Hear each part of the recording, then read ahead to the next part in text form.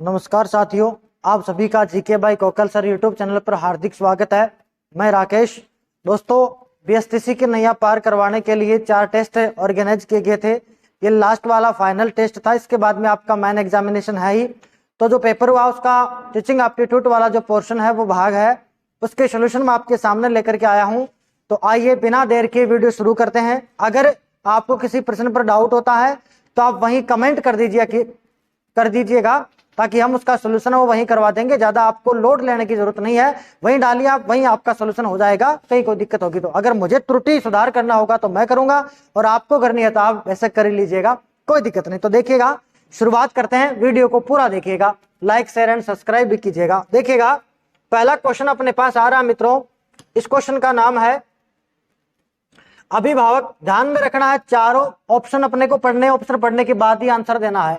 देखो, पहला क्वेश्चन आ रहा है कि अब अभिभावक आपके बालकों के लिए टीचर से क्या आशा करते हैं। यानी जो अभिभावक हैं, इस बार हमने थोड़ी इंग्लिश टर्मिनोलॉजी को भी इसमें काम में लिया हुआ है ताकि आपको क्वेश्चन पढ़ने के अंदर समझ में आए। क्योंकि मेरा कहा भी है कि जब भी आप एग्जाम में पेपर करेंगे तो बाइलिंगुअल पेपर आएगा। हिंदी में भले आपको नहीं आ रहा हो, उसको आप एक नजर इंग्लिश में जरूर देखिएगा, कुछ ना कुछ आपको वहां हिंट जरूर मिल जाएगा। हो सकता है कि आपका क्वेश्चन होने के चांसेस, सही होने के चांसेस है वो 90+% वो बढ़ जाएंगे। तो आपको ध्यान देना। तो देखो, पहला क्वेश्चन है अभिभावक अपने बालकों के लिए टीचर से क्या आशा करते हैं। नहीं कि अभिभावक क्या आशा करेगा कि एक टीचर कैसा हो। पहला ऑप्शन दिया गया निष्पक्ष व्यवहार हो, ठीक ऑप्शन लगता है। सहानुभूति हो, प्रेम हो, ठीक बात है। योग्यता हो, ज्ञान हो, यह भी ठीक बात है। और चौथा ऑप्शन दिया है ए और बी दोनों। देखो, वैसे तो सारी बातें सही मिलेंगी अपने को कि ऐसा टीचर हो जो निष्पक्ष व्यवहार करता हो, योग्यता हो, उसके पास ज्ञान भी अच्छा हो, उसके पास सहानुभूति और बच्चे से क्या करता हो, प्रेम भी करता हो। अब यहाँ अपने को ऑप्शन में बांध दिया गया, तो यहाँ दिया हुआ देखो ए और बी, तो हम दो को तो शामिल कर सकते हैं कि ऐसा अध्यापक हो जो निष्पक्ष व्यवहार करता हो, किसी प्रकार का कोई पक्षपात नहीं करता हो, और दूसरा सहानुभूति भी और बच्चे से प्रेम भी रखता हो। यहाँ ए और बी माना गया है तो हम डी लगा देंगे। अगर सी होता तो हम तीनों भी सही कर सकते थे, कोई दिक्कत नहीं, लेकिन दो ही पूछना चाह रहा है तो अपन दोनों बता देंगे। आगे बढ़ते हैं। देखो, अगला क्वेश्चन आ रहा है अपने पास 52। शिक्षकों को राष्ट्रीय भावना विकास हेतु क्या कदम उठाना चाहिए। यानी अध्यापक हैं, बच्चे के अंदर राष्ट्रीय भावना के विकास करना है, बच्चे के अंदर नेशनलिज्म हो, राष्ट्रवादी बच्चा बने, इस प्रकार के लिए क्या करना चाहिए। तो पहला ऑप्शन दिया गया है राष्ट्रीय भाषा का अधिकाधिक प्रयोग करें। क्या हिंदी ही बोलते जाएं, इससे क्या राष्ट्रभाषा या राष्ट्र की जो भावना है, देशभक्ति की जो भावना है, क्या वो विकास हो जाएगी। दूसरा दे रखा है विद्यालय में ऐसे कार्यक्रम का आयोजन करना जिससे कि छात्रों को राष्ट्रीय भावना जागे। ठीक है। राष्ट्रीयता के विरोधी तत्वों का दमन करना चाहिए। फिर दे रखा पूरे राष्ट्र के लिए एक ही जैसे विषय वस्तु की वकालत करनी चाहिए। देखो, ये तो एक ही जैसा हो गया, इसका मतलब गलत है। पहला भी देखो नहीं कर सकते। अब दो ऑप्शन पढ़ेंगे, दोनों में देखो विद्यालय में ऐसे कार्यक्रम का आयोजन करेंगे जिससे कि छात्रों में राष्ट्रीयता की भावना जगे। सबसे बढ़िया से बढ़िया है कि कुछ ना कुछ ऐसी एक्टिविटीज करेंगे जिससे बच्चे को लगे कि भाई हाँ, मुझे भी देश प्रेम करना है, मुझे भी देश के लिए राष्ट्र की सेवा करनी है, ताकि उसमें अनुशासन भी बने और राष्ट्रीयता की भावना भी बने। तो ऐसे कार्यक्रम आप आयोजन करते रहेंगे समय समय पर, जैसे कैंप वगैरह में लगाते हैं, इस प्रकार का जो कार्यक्रम ऑर्गेनाइज करेंगे। आगे बढ़ते हैं। देखो मित्रों, अगला क्वेश्चन है अपने छात्रों को समझने के लिए शिक्षक को किस बात का ज्ञान होना चाहिए। एक अध्यापक है, वो अपने बच्चे को कैसे समझ पाएगा, कौन सी चीज जरूरी है। देखो, पहला है बाल मनोविज्ञान का हाँ होना चाहिए, कोई दिक्कत नहीं है। बालक कैसे सीखता है, बालक के सीखने का क्या तरीका है, क्या चीज को पढ़ाने से समझेगा या चीज को सिखाने से समझेगा या एक्टिविटी करवाएंगे, ये भी होना चाहिए उसको। बालकों की अभिरुचि और प्रवृत्तियों का पता हो कि बालक किस चीज में ज्यादा रुचि लेता है, क्या बालक का एटीट्यूड है, किस प्रकार से बालक सोचता है, वो सारी बातें होनी चाहिए। तो उसमें बिना आंख बंद करके भी अपना लगाएंगे तो क्या हो जाएगा, ये सभी हो जाएगा। आगे बढ़ते हैं। देखो, निम्नलिखित में कौन से समाजीकरण यानी कि सोशलाइजेशन का गौण वाहक हो सकता है। देखो, सोशलाइजेशन का मतलब है समाजीकरण, यानी कि इस प्रश्न में अपने को यह पूछना चाह रहा है कि वो कौन से तत्व हैं इसमें जो गौण है। देखो, समाजीकरण के लिए दो तत्व रखे गए हैं, एक तो होता है मुख्य तत्व और एक होता है गौण तत्व। मुख्य को आप ये भी कह सकते हो जो नेसेसरी है, यानी समाजीकरण की शुरुआत कहां से होगी। तो बच्चा जब सबसे पहले पैदा होता है तो आपको एक बात याद रखनी है, पहला उसका जो मित्र माता पिता है और परिवार उसकी प्राथमिक एजेंसी है समाजीकरण के लिए। तो देखो, परिवार देखिए इसमें पहला दे रखा है विद्यालय, पास पड़ोस बिल्कुल हो सकता है, कोई दिक्कत नहीं है। विद्यालय और निकटतम परिवार के सदस्य, ये भी सही है। परिवार और रिश्तेदार भी सही है, परिवार और पास पड़ोस भी सही है, यानी ऑप्शन तो सारे ठीक है।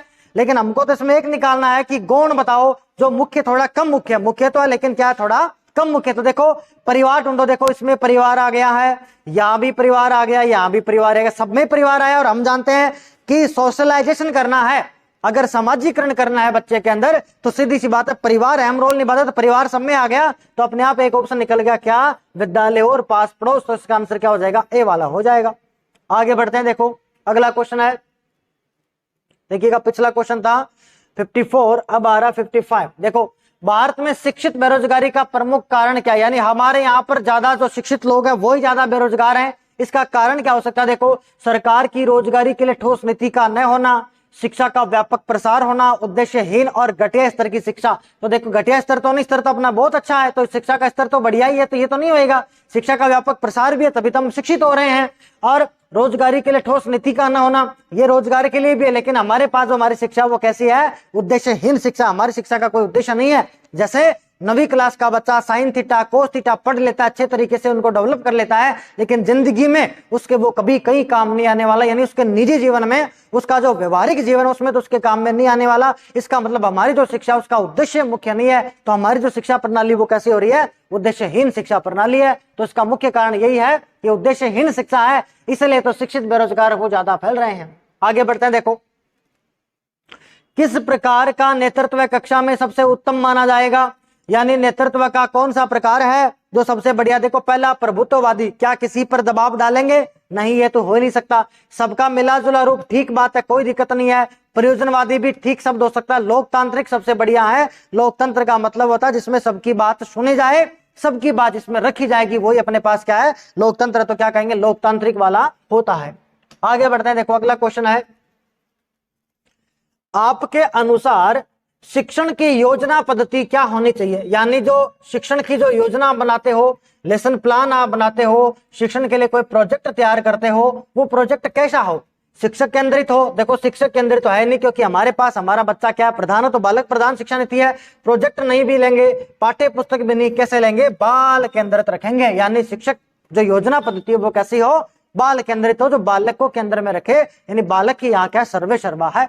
आगे बढ़ते हैं, देखो मित्रों शिक्षा शक्ति और सत्ता का स्रोत क्या है। देखो क्वेश्चन है शिक्षा की शक्ति और शिक्षा की सत्ता का स्रोत क्या है। तो पिछड़े बालकों के लिए, देखो एक तो दे रखा ए और बी दोनों, बालकों के लिए, पिछड़े बालकों के लिए, महिलाओं के लिए। देखो इसमें थोड़ी सी टेक्निकल आप अगर निकालोगे तो निकाल दोगे। देखो यहाँ सिर्फ बालक लिखा हुआ है, बालक है, बालिकाएं नहीं लिखी हुई है, तो बालक बालिकाओं के लिए या अपन कहते हैं शिक्षार्थियों के लिए, तब तो ये बढ़िया ऑप्शन था। अब ये तो बालक बालक हो रहा है, यानी तो जेंडर को बढ़ावा दे रहा, तो ये तो अपन रखेंगे नहीं। तो देखो दो बच गए अपने पास, कौन सा बचा, महिलाओं के लिए ठीक है, पिछड़ों के लिए ठीक है। तो शिक्षा की शक्ति और सत्ता का केंद्र क्या, स्रोत क्या है, ए और बी दोनों है, यानी हमारे पास क्या महिलाओं के लिए भी है और पिछड़ों के लिए भी है। आगे बढ़ते हैं, देखो अगला आ रहा क्वेश्चन अपने पास, एक प्रधानाचार्य को होना चाहिए, यानी स्कूल का जो प्रिंसिपल है, या मैं कह दूं जो प्रिंसिपल कह दो, या माध्यमिक स्कूल है तो आपका हेडमास्टर साहब है, वो कैसा हो, छात्रों के लिए मोटिवेटर हो, छात्रों के लिए प्रेरणादायी को, बच्चों को प्रेरणा मिले, अच्छा ऑप्शन है, कोई दिक्कत नहीं है। अध्यापकों के लिए समानता का भाव रखे, बिल्कुल कोई भेदभाव नहीं, सारे अध्यापक समान है, समय पर आएंगे, सबके साथ निष्पक्ष व्यवहार हो और समानता का व्यवहार हो। एक कुशल मैनेजमेंट करता हो, एक कुशल प्रबंधक हो, जिसकी नीतियां अच्छी हो, जो पूरे स्कूल का मैनेजमेंट को संभालेगा। तो क्या दे रखा है, ये सभी, तो क्या कर देंगे, ऑल ऑफ दीज। अगला क्वेश्चन है, एक शिक्षिका अपने विद्यार्थियों को अध्ययन हेतु आंतरिक रूप से उत्प्रेरित करने के लिए प्रोत्साहित कर सकती है, यानी कह रहा है कि वो एक कौन सा तरीका है जिससे पढ़ाने वाले जो टीचर है, पढ़ाने वाले जो शिक्षिका है, वो बच्चों को इंटरनल मोटिवेट करे। इंटरनल का मतलब एक ऐसा मोटिवेशन दे कि बच्चे को अंदर से आग लगे, बच्चा उत्सुक हो जाए और खुद का ही पढ़ता रहे, अपनी मर्जी से पढ़े। तो क्या करेंगे, प्रतियोगात्मक परीक्षण से, नहीं ये नहीं हो सकता। अगला दे रखा देखो साफ, दूसरा ऑप्शन है व्यक्तिगत लक्ष्य निर्धारण करने और उनमें निपुणता पाने में उन्हें मदद दे करके। तीसरा दे रखा है साफ दिखाई पड़ने वाले इनाम देकर, जैसे टॉफी वगैरह, तो ये देखो टॉफी वगैरह तो नहीं देनी अपने को, उनमें चिंता और डर, ये भी नहीं हो सकता। और केवल प्रतियोगिता भी नहीं रखेंगे, अगर ज्यादा से ज्यादा प्रतियोगिता रखेंगे तो बच्चे में फिर दमन हो जाएगा, बच्चा जिसके कम नंबर आ रहे हैं वो बेचारा दब जाएगा, वो हमेशा नेगेटिविटी के से घिर जाएगा, इसलिए ये भी नहीं है। हमारे पास जो आंसर क्या निकलेगा, कि व्यक्तिगत लक्ष्य निर्धारित करके जो बच्चा जैसा है उसका उसी तरीके का लक्ष्य का निर्धारित करेंगे और उनमें निपुणता पाने में उन्हें मदद देंगे और हम बच्चे की क्या करेंगे, हेल्प करेंगे। तो बच्चा खुद से ही सीख जाएगा, अपने आप मोटिवेट रहेगा और बच्चे को यह लगेगा कि यार मैंने तो ये काम खुद नहीं किया है। इसलिए अपन क्या बताएंगे, बी वाला ऑप्शन है। आगे बढ़ते हैं मित्रों, अगला क्वेश्चन अपने पास है, छात्र को लिखित कार्य देते हैं, हम लिखित कार्य करते हैं तो शिक्षक को कब जांचना चाहिए। भाई कोई होमवर्क दिया गया है तो जैसे आपने होमवर्क दिया तो उसकी जांच कब करेंगे, तो देखो जब खाली समय दिखे तब करेंगे क्या, नहीं। अगले सप्ताह, नहीं। सप्ताह के अंत में रविवार को तो वैसे छुट्टी है, नहीं। क्या, लिखित कार्य पूरा होने के तुरंत बाद, यानी जैसे ही आपने जो लिखित कार्य दिया था वो जैसे ही कंप्लीट हुआ है जस्ट उसके तुरंत बाद उसकी चेकिंग करो, जहां जहां गलतियां उनको सही लिख करके बताओ, 5-5 बार गलतियां लिखा लो ताकि बच्चा क्या करेगा, गलती कम से कम करे। इस प्रकार के प्रश्न है।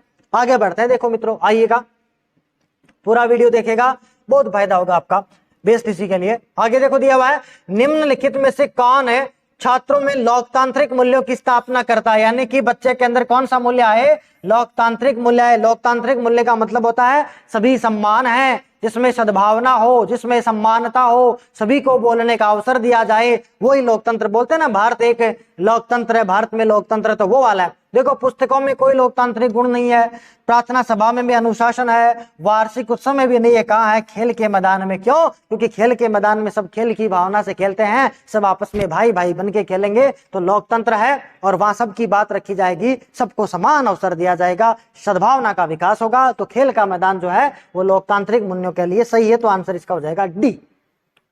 आगे बढ़ते हैं, भाषा सीखने सिखाने में आप किसे सबसे अधिक महत्वपूर्ण मानते हैं, यानी कि आपको क्या करना है, भाषा सीखनी है बच्चों को और भाषा सिखानी भी, आपको भी मान लो सीखनी है और सिखानी भी है, बच्चों को सीखनी है सिखानी भी है। तो उसके लिए आप क्या करेंगे, क्या बाल साहित्य काम में लेंगे, क्या संज्ञानात्मक विकास काम में लेंगे, या सामाजिक अंतःक्रिया करेंगे, या दृश्य सर्वे सामग्री का प्रयोग करेंगे। देखो सबसे बढ़िया आंसर क्या निकलना है, भाषा है। देखो भाषा जो है वो समाज की वस्तु है, यानी कि जब समाज आया है, आदमी बन गया, भाई मनुष्य का निर्माण हुआ है, और फिर जैसे जैसे समाज बना तो समाज के अंदर इंटरेक्ट करने के लिए, आपस में जोड़ने के लिए, अपनी बात रखने के लिए मनुष्य ने एक भाषा का इजाद किया, जिसमें हमने भाषा का और कुछ विचारों का आदान प्रदान करने के लिए हमने भाषा का इजाद किया है, यानी भाषा हमने डेवलप की, भाषा हमने बनाई है। तो देखो भाषा तो किसकी वस्तु है भाई, जाहिर सी बात है भाषा जो है वो भाषा तो सामाजिक वस्तु है। तो निर्माण कब होगा, अगर सीखना और सिखाना है भाषा को तो क्या करेंगे, सामाजिक अंतरक्रिया करवाएंगे, सोशल इंटरेक्ट करवाएंगे। जितना ज्यादा सोशल इंटरेक्ट होगा बच्चा क्या करेगा, उतना ही ज्यादा सीखता जाएगा। आगे देखो दिया गया है, भाषा का अति महत्वपूर्ण कार्य क्या है, यानी भाषा है उसका मेन काम क्या है, क्या लेखन है, भाई काम तो है, सुनना ये भी काम है, अक्षर ज्ञान भी काम है, संप्रेषण भी काम है, लेकिन ये पूछ रहा सबसे इंपॉर्टेंट कौन सा है, यानी मोर देन कौन सा, तो मोर देन कौन सा, संप्रेषण। क्योंकि अगर भाषा अच्छी होगी तो हमारा संप्रेषण भी अच्छा होगा, और संप्रेषण अच्छा होगा तो अगले पर हमारा प्रभाव भी अच्छे से अच्छा पड़ेगा। तो इसका आंसर हो जाएगा संप्रेषण। आगे बढ़ते हैं, आपके विचार से शिक्षा का उद्देश्य, एम ऑफ एजुकेशन क्या होना चाहिए, यानी शिक्षा का उद्देश्य क्या हो, शिक्षा क्यों जरूरी है। तो क्या करेंगे, शिक्षा ग्रहण करने के बाद नौकरी, कईयों का हो सकता है भाई ऐसा हो, छात्रों की मानसिक योग्यता का विकास ये भी है, छात्रों का साक्षर बनाना ये भी है, लेकिन एक सबसे बढ़िया ऑप्शन आपको मिल गया, छात्रों का सर्वांगीण विकास। ऐसे ऑप्शन आए तो अलग ही दिखेंगे आपको, अलग से उनको कर देना कि भाई हो गया ऐसा। तो सर्वांगीण विकास है, सर्वांगीण का विकास है, चारों ओर से चहुमुखी विकास हो, टोटल डेवलपमेंट हो जाए, वही आपका सर्वांगीण विकास है। अगला देखो क्वेश्चन 66 का, पाठ्यक्रम का निर्माण जिसको अपन बोलते हैं करिकुलम कंस्ट्रक्शन करना है आपको, इसमें किस बात को ध्यान में रखा जाना चाहिए, यानी बच्चों का आप क्या बना रहे हो, सिलेबस बना रहे हो, तो बच्चों का सिलेबस बनाने के लिए आपको क्या बात ध्यान में रखनी चाहिए, बोलो। शिक्षा के उद्देश्यों को ध्यान में रखेंगे, बिल्कुल रखेंगे कि शिक्षा के उद्देश्य क्या है। 7वीं क्लास को मैथ पढ़ा रहे हैं तो हमारा पर्पज क्या, हम क्यों उसको मैथ पढ़ा रहे हैं, क्यों हम उसको बीजगणित सिखा रहे हैं, वो उद्देश्य होना चाहिए। पहला ये ठीक बात है। दूसरा अपने को दिया गया है छात्रों की आवश्यकता, रुचि और योग्यताओं को ध्यान में रखेंगे, बिल्कुल रखा जाएगा कि बच्चों की आवश्यकता क्या है, बच्चों की रुचि क्या है, बच्चे की एबिलिटी क्या है। ऐसे थोड़ी है कि दूसरी क्लास का बच्चा है और उसको साइन थीटा कोस थीटा या अवकलन समाकलन पढ़ा दिए जा रहे हैं, तो वो तो नहीं होएगा। और शिक्षण अनुसंधानों को ए और बी, तो देखो अपने को आंसर मिल गया ए और बी, यानी कि शिक्षा के उद्देश्यों को भी ध्यान में रखेंगे और छात्रों की आवश्यकताओं, रुचियों और योग्यताओं को भी ध्यान में रखेंगे, तो यानी कि दोनों सही है, दोनों का मतलब ऑप्शन अपने पास डी वाला करेक्ट हो जाएगा। आगे बढ़ते हैं, देखो मित्रों आगे दिया गया है, सामाजिक आर्थिक जिसको बोलते हैं सोशल इकोनॉमिकली, यानी सामाजिक और आर्थिक है करने का मतलब वह सोशल इकोनॉमिक रूप से वंचित पृष्ठभूमि, यानी एक ऐसा बालक है जो आर्थिक और सामाजिक रूप से पिछड़ा हुआ है, यानी कि आर्थिक रूप से भी पिछड़ा हुआ और समाज से भी पिछड़ा हुआ है। तो क्या लिख रहा देखो, सामाजिक आर्थिक सोशल इकोनॉमिकली रूप से वंचित पृष्ठभूमि से आने वाले बच्चों को क्लास के माहौल की आवश्यकता होती है, जो यानी ऐसे बच्चों को कक्षा में किस प्रकार का माहौल मिले, कहने का मतलब ऐसे बच्चे हों जो सामाजिक रूप से भी क्या हो पिछड़े हुए हों और बच्चे क्या हो आर्थिक रूप से भी पिछड़े हुए हों। तो ऐसे बच्चे को आपको मुख्य धारा में जोड़ना है तो आपको कैसा माहौल रखना पड़ेगा, बच्चे को उनकी क्षमताओं के आधार पर वर्गीकृत करेंगे तो गलत हो गया। क्यों? क्योंकि अगर बच्चा आर्थिक रूप से कमजोर है और आपने कमजोर लोगों की अलग ही क्लास बना रखी तो बच्चा कैसे सीखेगा, बच्चा दब जाएगा, बच्चा सीख ही नहीं पाएगा, डिमोटिवेट हो जाएगा। इसका मतलब ये तो नहीं है उसे अच्छा व्यवहार सिखाता है, ये भी ठीक नहीं है। अगला दिया हुआ देखो, उनके सांस्कृतिक यानी कल्चरल और भाषाई ज्ञान को महत्व देना, उनका उपयोग करना। बिल्कुल, जैसे कोई भी बच्चा आ रहा है और वो बच्चा किसी शब्द को वैसे बोल रहा है तो उसी शब्द को अपन उसी भाषा में बोलेंगे ताकि उसके शब्द को तवज्जो मिल जाएगी। वो बच्चा सोचेगा कि अच्छा मेरी भाषा भी इंपॉर्टेंट है। तो बच्चा जैसे कोई पहन के आ रहा है तो आप बोलोगे वाह यार तूने क्या ड्रेस पहनी है, बहुत अच्छी ड्रेस है, तो ये तो हमारी संस्कृति की झलक को दिखाती है। तो बच्चे में ऐसा माहौल बनेगा कि वो भी फिर इंटरेक्ट कर पाएगा, सबके साथ खेल पाएगा। अगला दिया हुआ है उनकी भाषा को हतोत्साहित, देखो ये तो करना ही नहीं, हतोत्साहित तो करना ही नहीं है, किसी को हतोत्साहित तो करना ही नहीं है, किसी को डिमोरलाइज तो करना ही नहीं है। तो देखो क्या हुआ, उनके सांस्कृतिक कल्चरल भाषाई ज्ञान को महत्व देना और उनका उपयोग करना नहीं। बच्चे जो शब्द काम में ले रहे हैं उन शब्दों को भी हम काम में लेंगे, तब क्या हो जाएगा, बच्चा सोचेगा कि भाई मेरी भाषा को भी तवज्जो मिल रही है, तो बच्चा अपने आप सीखेगा। तो इस प्रकार का है। आगे बढ़ते हैं। देखो कक्षा में सृजनात्मक यानी क्रिएटिव और प्रतिभाशाली यानी ब्रिलियंट है बच्चों के लिए आवश्यक हस्तक्षेप निर्भर करता है, यानी इन बच्चों के लिए आपको हस्तक्षेप भी करना चाहिए कि जो पढ़ रहे हैं उनमें हस्तक्षेप करो। कौन से बच्चों के लिए पूछ रहा है, सृजनात्मक बच्चे हों और प्रतिभाशाली बच्चे हो, क्रिएटिव बच्चे हों और ब्रिलियंट बच्चे हो। तो क्या करेंगे, उन्हें अन्य बच्चों को पढ़ाने की जिम्मेदारी देंगे ना, गलत बात है। उन्हें अतिरिक्त समय देंगे, बिल्कुल गलत बात है। उनके प्रति स्नेही होने के नाते पर ना अगर उन्हीं के प्रति स्नेही हो जाएंगे तो बाकी के बच्चे क्या करेंगे फिर क्लास में। देखो ये रहा सबसे बढ़िया उत्तर, टीचर द्वारा अध्यापक द्वारा अनुकूलित और प्रेरक निर्देशन के तरीकों पर उपयोग करेंगे। यानी जो अध्यापक है वो क्या करेगा, उनका अनुकूलित यानी जिस अनुकूलन में वो है, जिस प्रकार के वो हैं उन्हीं प्रकार का उनको प्रेरक देंगे, उन्हीं प्रकार का उनको गाइडेंस करेंगे, निर्देश देंगे और उनके तरीकों का उपयोग करेंगे ताकि बच्चे में मोर देन क्रिएटिविटी बनेगी, बच्चा मोर देन ब्रिलियंट भी होगा। बच्चा अगर होशियार तो और होशियार हो जाएगा और कुछ क्रिएटिव है तो और क्रिएटिव हो जाएगा। तो क्या करेंगे, बी वाला कर देंगे।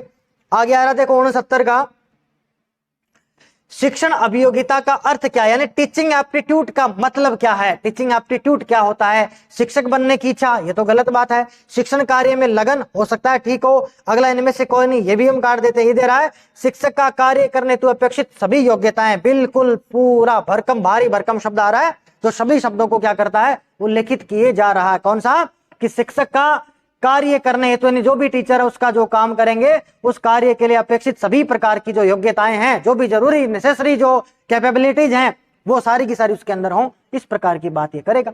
आगे बढ़ते हैं। देखो 70 का क्वेश्चन आ रहा है, एक शिक्षक को ज्ञान के अलावा अपने विद्यार्थियों को और क्या सिखाना चाहिए, यानी कोई अध्यापक है उसके पास ज्ञान तो है, उसके अलावा आप बच्चे को क्या देंगे। देखो इसमें ऑप्शन आपको दे रखे हैं, लक्ष्य प्राप्ति के लिए अथक प्रयास करेंगे, विपरीत परिस्थितियों में भी संयम रखेंगे। अब इसके दो ऑप्शन गायब है, देखो इस क्वेश्चन को अपन छोड़ देते हैं। तो ये जो क्वेश्चन है 70 का, ये मैं क्या करूंगा बाद में पिन करवा दूंगा। 70 का जो क्वेश्चन है एक बार मैं देख ही लेता हूं अगर मेरे पास रखा हुआ तो। 70 का क्वेश्चन है, अच्छा इसमें दिया हुआ है पहला लक्ष्यों की प्राप्ति के लिए अथक प्रयास दिया हुआ है, और दूसरा ऑप्शन है विपरीत परिस्थितियों में संयम है, तीसरा है संतुलन न खोना और चौथा है समय का सदुपयोग। तो देखो तीसरा दे रखा है संतुलन न खोना, यही लिख लेते हैं चलो, संतुलन न खोना, और चौथा दिया गया है सभी, चौथा क्या है, सभी। तो आंसर क्या कर देंगे, सभी है। यानी विषय ज्ञान के अलावा क्या हो, लक्ष्य प्राप्ति के लिए अथक प्रयास भी करवाएंगे, विपरीत परिस्थितियों में भी अपन संयम रखवाएंगे, और क्या करेंगे, संतुलन भी ना खोने देंगे बच्चे को, तो संतुलन ना खोना, और चौथा है ये सभी। तो इसका आंसर हो जाएगा डी वाला, यानी ऑल ऑफ डीज वाला इसका जो ऑप्शन है वो हो जाएगा। यही है 70 का, बिल्कुल कोई दिक्कत नहीं है भाई। समय का सदुपयोग वाला भी हो जाएगा और ये सारे सही इसमें। अगला देखो, अगला क्वेश्चन है, निम्नलिखित में से कौन सा एक उत्तम परीक्षण का गुण नहीं है। देखो एक अच्छा परीक्षण आप ले रहे हो तो उसका क्या गुण होना चाहिए। तो देखो विषय के अनुकूल हो, बिल्कुल हो, लेकिन यहाँ नहीं है, इसका मतलब ऑप्शन यहाँ ये सही नहीं होगा। बात तो सही है, ये विषय अनुकूल हो, जैसा विषय हो उसी के अनुकूल उसका परीक्षण बनाया जाएगा, यही मतलब होता है इसका। अगला दे रखा देखो संभाव्यता, इसको अपन रखते हैं विश्वसनीयता। बिल्कुल परीक्षण कैसा हो, विश्वसनीय हो। विश्वसनीय का मतलब है कि कोई भी टीचर उसको चेक करेगा तो रिजल्ट बराबर ही आना चाहिए, विश्वास होना चाहिए, विश्वसनीय हो। विभेदकारिता हो, बिल्कुल है ये भी, कि बच्चों में विभेद कर सके कि कौन बच्चा ब्रिलियंट है, कौन बच्चा गुड है, कौन बच्चा औसत बुद्धि वाला है, कौन बच्चा जो मंद बुद्धि वाला, ताकि उन्हीं के अनुसार उनका निदान करके फिर उनका हम परीक्षण कर पाएंगे। तो देखो कौन सा नहीं होगा, संभाव्यता, संभावना की यहां कोई गुंजाइश नहीं है। आगे बढ़ते हैं, सर्जनात्मक बालक की विशेषता नहीं है, यानी एक ऐसी विशेषता है जो क्रिएटिव बच्चे वाली नहीं हो। देखो पहला है कमियों को स्वीकार करना, बिल्कुल ऐसा बच्चा कमियों को स्वीकार करता है भाई। दूसरा है सदैव प्रतिभाशाली विद्यार्थियों में सम्मिलित होना। तीसरा है गैर परंपरागत चिंतन, दोनों ही प्रकार का करेगा भाई, परंपरागत चिंतन भी कर सकता है और गैर परंपरागत चिंतन भी कर सकता है, यानी कि जो चीज सामने नहीं है उस पर भी वो क्या करता है, चिंतन कर लेता है। मस्तिष्क प्रकंपन, इसको बोलते हैं अपन मस्तिष्क प्रकंपन का प्रयोग ब्रेनस्टॉर्मिंग वाली विधियां जो ओसबॉर्न ने दी थी उसमें प्रयोग करेंगे। देखो यहाँ एक शब्द दे दिया सदैव, सदैव का मतलब क्या हुआ, हमेशा। तो ये तो गलत बात है ना भाई, कि हमेशा ऐसा नहीं होता कि प्रतिभाशाली बच्चा हो वो क्रिएटिव हो ही, कोई जरूरी नहीं है, हो भी सकता और नहीं भी हो सकता है। क्योंकि औसत बुद्धि वाले बच्चे भी क्या क्रिएटिव, क्यों, क्योंकि बुद्धि का एक मॉडल आया था जिसका नाम था देहली मॉडल। ये मॉडल यही कहता था कि जिस बच्चे को पास क्रिएटिविटी है, जो बच्चा सर्जनात्मक है, उस बच्चे के पास औसत बुद्धि से ज्यादा बुद्धि होनी चाहिए। यानी बुद्धि कैसी हो, औसत बुद्धि से ज्यादा। मिनिमम रिक्वायरमेंट क्या है, एवरेज इंटेलिजेंस उसके पास होनी ही चाहिए, औसत बुद्धि होनी ही चाहिए। तो क्या कर देंगे, सदैव प्रतिभाशाली विद्यार्थियों में शामिल ऐसे बच्चे नहीं होंगे, आंसर नंबर 2। आगे बढ़ते हैं, देखो 73 का, निम्नलिखित में से गौण नियम है, और ये नियम जो है वो सीखने के मित्रों, सीखने का गौण नियम कौन सा, देखो थार्नडाइक ने दिए थे, 3 नियम मुख्य दिए थे, आपने पढ़ा होगा। तत्परता का नियम है, प्रभाव का नियम है, अभ्यास का नियम है, इस प्रकार के 3 थे। और 5 उसने गौण दिए थे, 3 + 5 नियम थे, 3 तो मुख्य नियम थे और 5 गौण नियम थे। आंशिक अनुक्रिया का नियम गौण नियम है, और बहु प्रतिक्रियाओं का या बहु अनुक्रियाओं का नियम भी गौण नियम है। तो आंसर हो जाएगा 2 और 3 दोनों। ये वैसे तो देखो साइकोलॉजी का विषय है, ये क्वेश्चन फिर भी डाल दिया कि कभी कभार पूछ लेता है, इसलिए। आगे बढ़ते हैं, देखो क्योंकि आपके तो टीचिंग एप्टीट्यूड है, नॉट साइकोलॉजी। परियोजना पद्धति में बालक कैसे सीखता है भाई, प्रोजेक्ट मेथड है, कौन सा है, प्रोजेक्ट मेथड है। देखो प्रोजेक्ट मेथड जो है वो जॉन डेवी जो थे, इनका एक शिष्य हुआ था जिसका नाम था किलपैट्रिक। इस किलपैट्रिक ने ये मेथड दिया था जिसका नाम था प्रोजेक्ट मेथड। इसमें बच्चों को प्रोजेक्ट दिया जाता है तो बच्चे क्या करते हैं, सीखते हैं, काम भी करते जाएंगे और सीखते भी जाएंगे। आर्थिक क्रियाओं द्वारा बिल्कुल गलत है, प्रयोग द्वारा बिल्कुल गलत है, अनुसंधान द्वारा तो फिर अनुसंधान विधि हो जाएगी। क्या बचेगा, शारीरिक और मानसिक क्रियाओं के द्वारा बच्चा क्या करेगा, शारीरिक क्रियाएं भी करेगा और मानसिक क्रियाएं भी करेगा। जैसे हम मान लो इसमें बच्चे से ही काम करवाएंगे, जैसे हम बोल देंगे क्लास में जाकर के कि देखो बच्चों ऐसा है हमारे स्कूल में, ऐसा बोलेंगे बच्चों से ही कि देखो बात ऐसी है, हमको गार्डन में घूमना चाहिए। क्यों, क्योंकि वहां शुद्ध ऑक्सीजन आती है। तो बच्चे बोलेंगे हाँ हमारे साहब घूमना तो चाहिए भाई, बिल्कुल आना चाहिए। तो फिर एक दिन उनको घुमा के ले आएंगे, फिर उनको बोलेंगे यार हम रोज रोज गार्डन जाते हैं तो थोड़ा समय खराब होता है। बच्चे बोलेंगे हाँ होता तो है, तो क्यों ना यार कुछ ऐसा करें कि गार्डन यही हो जाए। तो बच्चा ही जवाब देगा कोई ना कोई, हाँ सर अपने स्कूल में भी क्या हो गार्डन हो। तो हम फिर बच्चों से बोल देंगे तो क्या अपन एक गार्डन बना ले, तो बच्चे बोलेंगे हाँ मैं गार्डन बना लेंगे। तो फिर बच्चों को क्या करेंगे, बांट देंगे, उनको एक प्रोजेक्ट दे देंगे कि भाई ये 4 बच्चे हैं, ये क्या करेंगे, फावड़ी वगैरह है, जो भी सामग्री चाहिए दताड़ी वगैरह वो ले आएंगे। ये कुछ बच्चे जो है ये रुपए पैसे का हिसाब किताब रख लेंगे, बाजार से कुछ चीजें ले आएंगे, खाद वगैरह ले आएंगे। तो बच्चे क्या करेंगे, मन से सोचेंगे भी कि अब कौन सी चीज चाहिए बनाने के लिए। बच्चे एक्टिव भी रहेंगे और साथ साथ में शारीरिक क्रिया भी करेंगे। इस प्रकार से बच्चों को प्रोजेक्ट दिया जाता है, पूरा मेथड चलता है। तो शारीरिक क्रिया के द्वारा भी और मानसिक क्रिया के द्वारा भी सीखते हैं।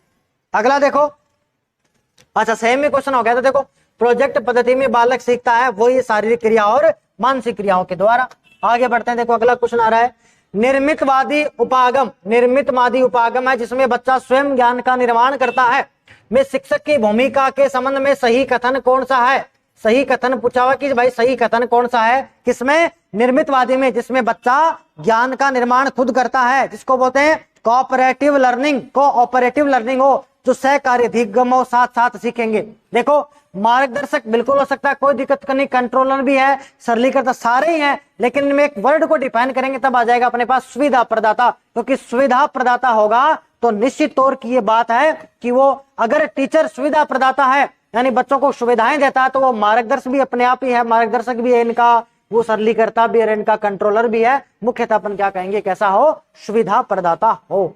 आगे बढ़ते हैं, देखो 77 का आ रहा है, 11 मैजिक लालटेन में शिक्षण सहायक सामग्री को किस वर्ग में रखा जाता है। देखो मैजिक लालटेन तो इसलिए कहा गया, एक लालटेन होती थी, जैसे आपने भी देखा होगा पहले एक लालटेन आया करती थी, उस लालटेन को अपन प्रकाश करते थे घरों के अंदर जब लाइट चली जाया करती थी या लाइट नहीं होती थी। तो ऐसा ही हुआ, एक लालटेन है, उस लालटेन के अंदर कोई मानचित्र को रखेंगे और उस पर फोक्स मारेंगे, जैसे ही फोक्स आएगा तो दीवार पे बड़ा चित्र बन जाएगा एक। तो लोग इसको पहले पहले देखे तो उन्होंने कहा कि यार एक ऐसी लालटेन आई है जो जादू करती है। जादू क्या करती है भाई, छोटा चित्र को बड़ा कर देती है। तो उसका नाम क्या पड़ गया फिर, मैजिक लालटेन। उसका हमने क्या कर दिया था, नाम रख दिया था, तो वो हो गया मैजिक लालटेन। देखो कैसा है ये, अपने पास कैसा दृश्य साधन है, यानी हम इसमें क्या करते हैं, वस्तुओं को जो क्या करते हैं वो हमें इसमें देखते हैं, तो एक इस प्रकार का हो गया, एक प्रकार का दृश्य साधन हो जाता है। आगे बढ़ जाते हैं, देखो अगला अपने पास है,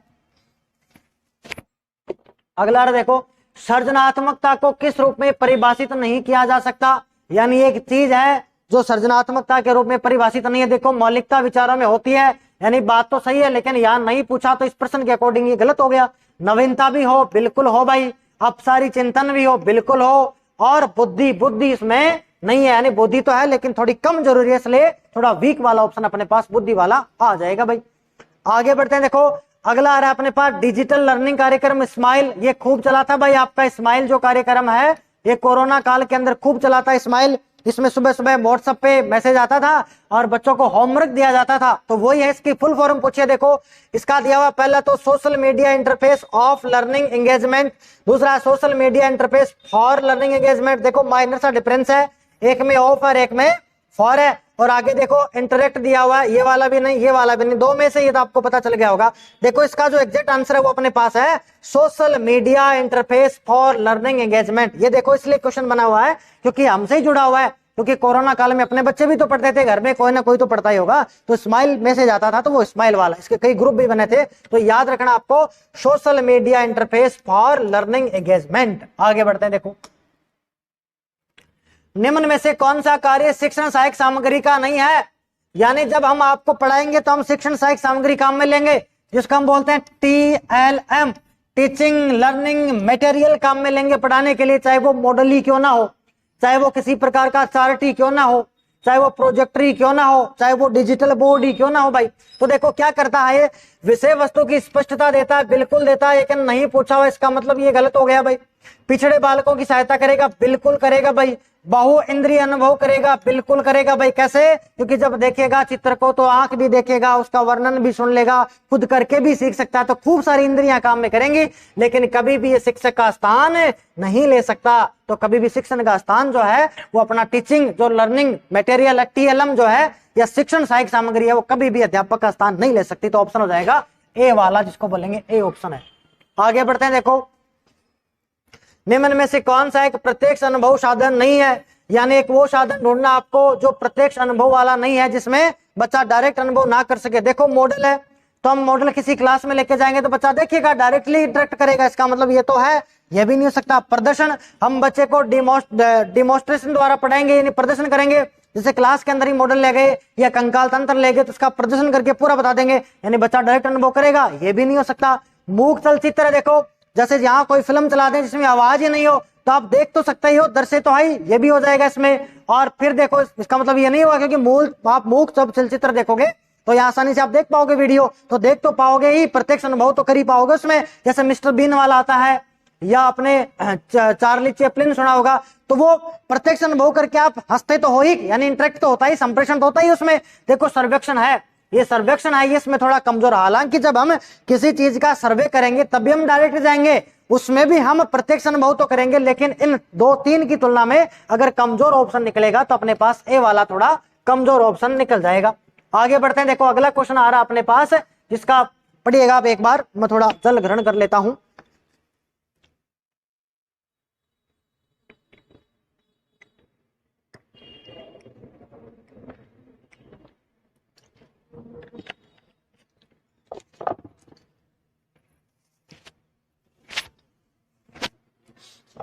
आगे देखिए मित्रों, राजस्थान में नो बैग डे। देखो आपने सुना होगा, अब हम प्रत्येक शनिवार को बच्चों से बस्ता नहीं मंगवाते हैं, जिसको अपन बोलते हैं नो बैग डे, और ये हमेशा शनिवार को इस दिन एक्टिविटी करवाएंगे, बच्चों को गतिविधियां करवाएंगे। ये पूछ रहा है शुरू कब हुआ। देखो इसकी जो घोषणा होती है वो तो बजट होता है अपना 2020 का, उसी में मुख्यमंत्री महोदय ने लागू कर दिया था कि राजस्थान जो नो बैग डे मनाएगा। ये जो 70 में लागू हुआ है मित्रों, ये हो रहा है 22-23 के अंदर, यानी कि अब जो 70 चल रहा है ये 23-24 का 70 है। इससे पिछले वाला जो 70 था उसी के दौरान इसको लागू किया गया था। ध्यान से देखिएगा, आगे बढ़ते हैं। देखो, एक अध्यापक के लिए शिक्षा मनोविज्ञान की जरूरी क्यों है भाई? आप अध्यापक बनने जा रहे हो या मैं अध्यापक हूं तो मुझे एजुकेशन साइकोलॉजी क्यों चाहिए? विद्यार्थियों को जानने में सहायक है, बिल्कुल। अगर ये मुझे पता होगा तो मैं विद्यार्थी को जान जाऊंगा मैं किस प्रकार के विद्यार्थी कैसे सीखते हैं। स्वयं के मूल्यांकन में सहायक है, मैं मेरा मूल्यांकन भी कर पाऊंगा कि मैंने जो चीजें पढ़ी है वो मैंने आपको डिलीवर की है नहीं की है। शिक्षण विधियों का चयन करना, बिल्कुल कि कौन सी चीज कैसे समझाई जाएगी वो भी मैं समझ जाऊंगा। ऑल ऑफ दीज है तो सीधा सा ऑल ऑफ दीज है। आगे बढ़ते हैं, निम्न में से कौन सी गणित पाठ योजना की सबसे अच्छी विशेषता नहीं है? यानी कोई पाठ योजना, यहाँ गणित लिख दिया, कल को कोई और लिख देगा। यानी आपको क्लास में गणित पढ़ाना है और उसका आपको लेसन प्लान बनाना है, पाठ योजना बनानी है, तो उसकी कौन सी एक विशेषता नहीं है? छात्रों की फील्ड जरूरतों के आधार पर होनी चाहिए, ठीक बात है। गतिविधि के आधार पर अपन करेंगे तो गतिविधि के आधार पर भी करेंगे। शक्ति से, देखो ये शब्द ही खराब है, ये शक्ति वाला शब्द क्या है? खराब है। शक्ति का मतलब होता है कठोरता, कठोरता का मतलब क्या हुआ? दमनकारी, दंड वाली बात होगी तो ये बिल्कुल भी नहीं चलने वाली है। अगला, पाठ के दौरान अप्रत्याशित घटनाओं का ध्यान रखेंगे, लेकिन शक्ति शब्द आगे, इसलिए शक्ति से आगे हम नहीं बढ़ेंगे भाई। आगे बढ़ेंगे, देखो मस्तिष्क उद्वेलन या आप कहेंगे ब्रेन स्टॉर्मिंग, क्या बोल देंगे भाई? आपका ब्रेन स्टॉर्मिंग जो मेथड है ये किसने दिया था? तो देखो सीधा सीधा है, इसका आंसर अपने पास कौन है? SAF ऑसबॉर्न, यानी ये विधि है जिसका नाम क्या है? ऑसबॉर्न है। और याद रखेंगे ये जो विधि है मित्रों, ये सर्जनात्मकता के लिए है, यानी इससे बच्चे की क्या होगी? क्रिएटिविटी विकसित होगी। कैसे? जैसे टिन के डब्बों का परीक्षण दे देंगे, जैसे वो क्यूब आता है ना, एक क्यूब आता है जिसमें अपन घुमाते रहते हैं और फिर सेट करते हैं, उससे क्या होगा? मस्तिष्क का विकास होगा, नई क्रिएटिविटी, नई जानकारी आएगी। तो ऐसी विधियां हो जो डायरेक्ट माइंड से कनेक्ट करें, वही है ब्रेन स्टॉर्मिंग वाली। चाहे वो वर्ग पहली क्यों ना हो, चाहे वो रीजनिंग के ही सवाल क्यों ना हो, वो सारे क्या ब्रेन स्टॉर्मिंग है। और किसने दिए? तो AF ऑसबॉर्न ने अपने इस विधि को दिए।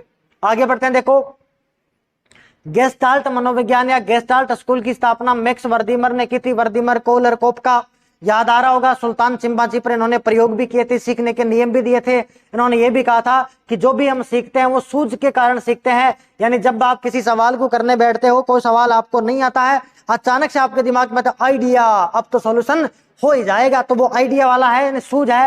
ये कहता कहाँ का था? तो ये जर्मनी के थे भाई। कहाँ के थे? जर्मनी के थे। वर्दीमर है एक, इसमें आपका कोहलर भी आएगा, एक इसमें आपका कोप का भी आएगा।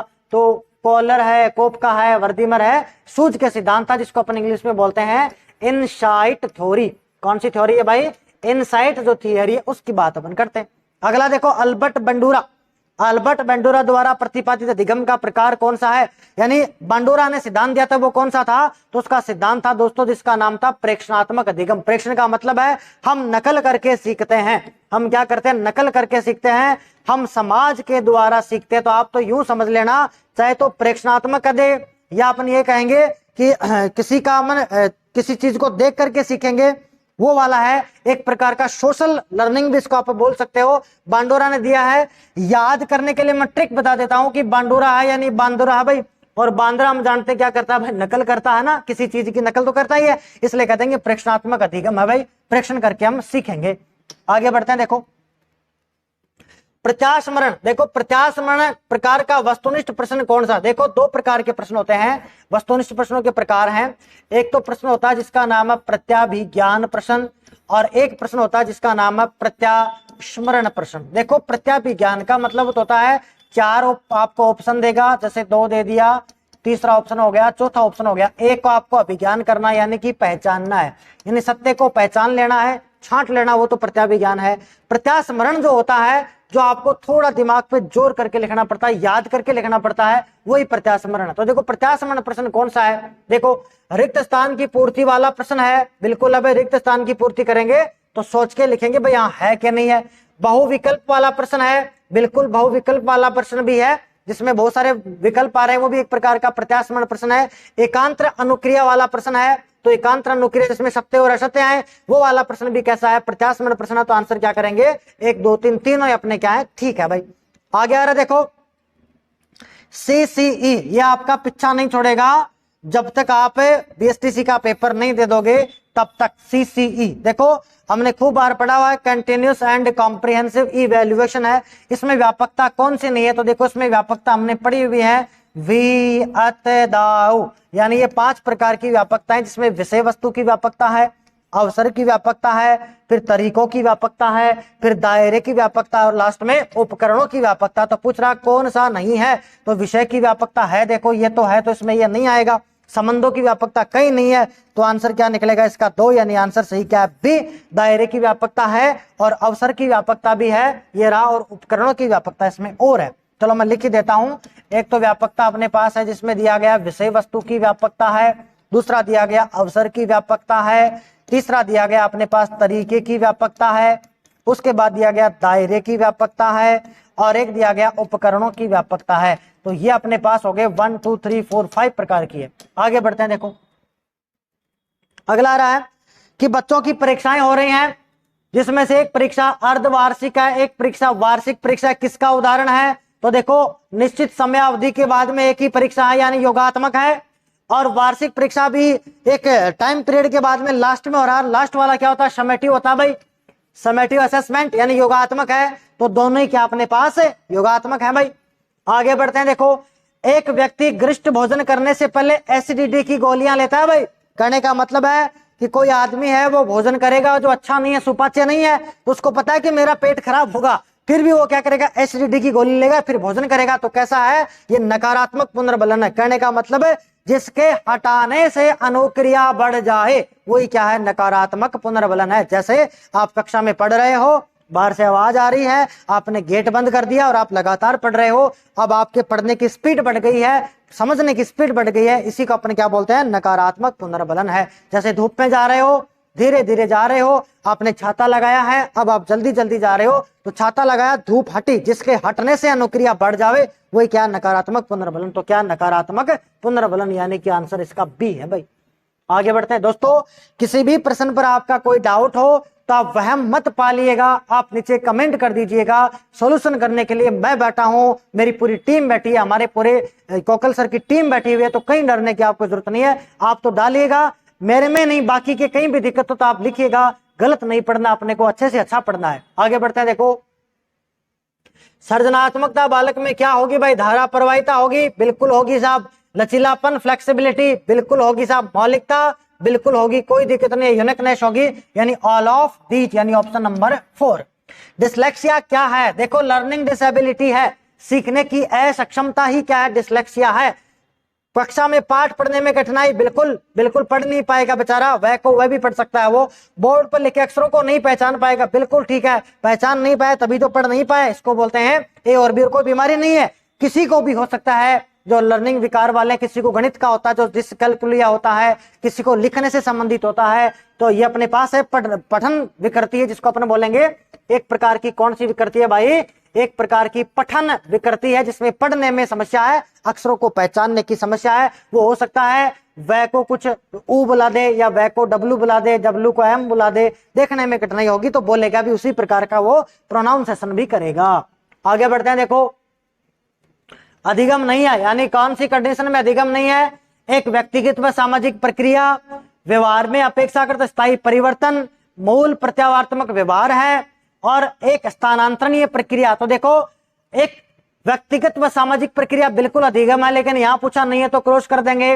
व्यवहार में अपेक्षाकृत स्थायी परिवर्तन अधिगम है, बिल्कुल क्रॉस करेंगे। अगला दिया गया मूल प्रत्यात्मक व्यवहार है, यानी कि आपकी जो मूल प्रवृत्ति है वो अधिगम नहीं है। जैसे मूल प्रवृत्तियां मैकडूगल ने 14 प्रकार की बताई थी, जैसे किसी पर घृणा आता है, गुस्सा आता है, प्यार आता है, वात्सल्य आता है, ये वाला, तो ये अधिगम नहीं है, ये हमारी क्या मूल प्रवृत्ति है, ये ह्यूमन बीइंग है, जन्मजात है, जन्म से ही है। और स्थानांतरित प्रक्रिया, इसका मतलब ये भी इसमें नहीं था। तो देखो करेक्ट आंसर क्या हुआ अपने पास, सी वाला हो गया। अगला क्वेश्चन है, देखो कोरोना काल में हुए लर्निंग नोट्स की प्राप्ति के लिए हाल ही में राजस्थान सरकार द्वारा लाया गया कार्यक्रम क्या है। याद करो जब कोरोना आया था तो बच्चे स्कूल नहीं गए थे बेचारे, और जब बच्चे स्कूल नहीं गए थे बेचारे तो बच्चे पढ़ भी नहीं पाए थे, लर्निंग लॉस हो गया था, बच्चे भूल गए थे, बार खड़ी भी भूल गए, कह कह के भी भूल गए थे। तो हम लोगों ने क्या किया, एक मिशन चलाया था जिसका नाम क्या था, देखो पहला मिशन समर्थ है। देखो ये तो CWSN बच्चों के लिए है जो पिछड़े हैं, विकलांग वगैरह उनके लिए है। SIQ हमने पढ़ा हुआ है, state initiative for quality education है, यानी गुणवत्तापूर्ण शिक्षा के लिए है। कल्प एजुकेशन है, ये भी कंप्यूटर से जुड़ा हुआ है, तो इसका नाम है राजस्थान में शिक्षा के बढ़ते कदम। आपने सुना होगा ऐसा नाम, राजस्थान के शिक्षा में बढ़ते कदम। ये कार्यक्रम है RKSMB, ये वाला कार्यक्रम है लर्निंग लॉस के लिए, तो राजस्थान की शिक्षा में बढ़ते कदम। अगला क्वेश्चन है, देखो राजस्थान पाठ्य पुस्तक मंडल कहाँ है, तो दोस्तों ये जयपुर में है। और राजस्थान का जो पाठ्यक्रम है वो पाठ्य करिकुलम बनाने वाली जो एजेंसी है जिसको अपन RSCRT कहते हैं, वो तो उदयपुर में है, वो सिलेबस तैयार करके देती है, जबकि छापने का काम अपने जयपुर से होता है। और ये agency no profit no loss पर काम करती है, ना उसको 1 रुपया ज्यादा चाहिए ना 1 रुपया कम चाहिए, यानी प्रिंट रेट पे किताबों को ये बेचती है, निकालती है। तो नो प्रॉफिट नो लॉस पे काम करने वाली शिक्षा में जुड़ी हुई एजेंसी का नाम है राजस्थान पाठ्य पुस्तक मंडल। आप देखना छठी सातवीं आठवीं नौवीं दसवीं के बच्चों की किताबें, वहां एक लोगो सा बना होगा और उसके नीचे लिखा होगा राजस्थान पाठ्य पुस्तक मंडल जयपुर। आगे बढ़ते हैं, देखो अगला क्वेश्चन है, शिक्षण का मतलब क्या है, नहीं शिक्षण क्या है, टीचिंग क्या है, बोलो टीचिंग क्या है। सीखना सिखाना है, पढ़ना पढ़ाना है, व्यवहार में परिवर्तन है, निम्न में से कोई नहीं है। तो देखो सबसे बढ़िया आंसर है व्यवहार में परिवर्तन, वही क्या शिक्षण है, वही एक प्रकार का अधिगम है, तो व्यवहार में परिवर्तन। हालांकि आप पहला भी कर सकते थे, सीखना और सिखाना भी एक प्रकार का टीचिंग है, लेकिन व्यापक रूप से आप देखेंगे तो आपका आंसर C निकल के आएगा। हो सकता है कि कुछ किताबों में आपको सीखना सिखाना भी मिल जाए, लेकिन प्रॉपर अगर ब्रॉड माइंड से देखेंगे तो व्यवहार में परिवर्तन में सीखना और सिखाना भी शामिल होता है दोस्तों। अगला क्वेश्चन है 98 का, एक विषय से शिक्षण कराना विद्यार्थियों के विकास में बाधक होता है। भाई एक ही विषय से आपने एक ही सब्जेक्ट पढ़ा रहे हो, वही वो पढ़ाए जा रहे हो, वही वो पढ़ाए जा रहे हो, तो क्या होगा, किस विकास में बाधक होगा। तो हम सब जानते हैं शारीरिक विकास कोई मतलब नहीं है, मानसिक विकास कोई मतलब नहीं, सर्वांगीण विकास कोई मतलब नहीं। सबसे बढ़िया मतलब है कि विषय संबंधी बहुमित जानकारी प्राप्त करने में बाधा होगी, यानी वो क्या करेगा, उस विषय की और जो जानकारियां हैं वो नहीं सीख पाएगा, वो नहीं जान पाएगा अगर हम एक ही विषय से शिक्षण करवाएंगे तो। आगे बढ़ते हैं, देखो लास्ट स्लाइड है, अधिगम का उद्देश्य क्या है। देखो अधिगम का उद्देश्य वातावरण के साथ संयोजन है, गहरा ज्ञान आवश्यकता की पूर्ति कोई नहीं। तो सबसे बढ़िया ऑप्शन अपने पास क्या निकल के आएगा, ए वाला, वातावरण के साथ समायोजन करना ही क्या एक प्रकार का अधिगम है। अगला क्वेश्चन है बाइक चलाना, आप बाइक चला रहे हो तो किस प्रकार का अधिगम है। क्या संज्ञानात्मक, क्या आपने बाइक चलाना याद किया हुआ है, ना बिल्कुल नहीं है। संज्ञानात्मक मतलब मानसिक क्रिया। क्या आपके भाव से जुड़े हुए हैं, आप तो कोई ना कोई क्या कर रहे हो, क्रिया कर रहे हो, तो ये कैसा है, हाथ पैर द्वारा संचालन होना एक प्रकार का कौशल है, और इसको अपने स्थूल कौशल बुला सकते हैं कि स्थूल कौशल है। देखो 2 प्रकार के कौशल हैं, एक स्थूल वाला होता है और एक सूक्ष्म वाला होता है। सूक्ष्म में सूक्ष्म अंग काम करेंगे, सूक्ष्म वाले में सूक्ष्म अंग काम करेंगे। जैसे मैं कह दूं लिखना है, जैसे लाइन बनाना है, जैसे ब्लॉक वगैरह बनाना, ये किस प्रकार का सूक्ष्म कौशल है। और यहाँ कौन सा कौशल है, स्थूल वाला है, बाइक आप सीख रहे हो, एक प्रकार की क्रिया हो रही है, तो कैसा है, क्रियात्मक है। तो मित्रों ये आपके जो है वो 50 क्वेश्चन थे टीचिंग एप्टीट्यूड के, जो मेगा टेस्ट हुआ था उसके। अगर किसी प्रश्न में आपका कोई डाउट हो तो आप बेझिझक बोलिएगा, कमेंट कीजिएगा, आपका सोल्यूशन जो है विद इन 24 आवर से भी पहले कर दिया जाएगा, क्योंकि आपके एग्जाम जब वो नजदीक है। और अपने टॉपिक्स को आप रिवाइज करते रहिएगा, वीडियो को देखते रहिएगा। आपका दिन शुभ हो, जय हिंद।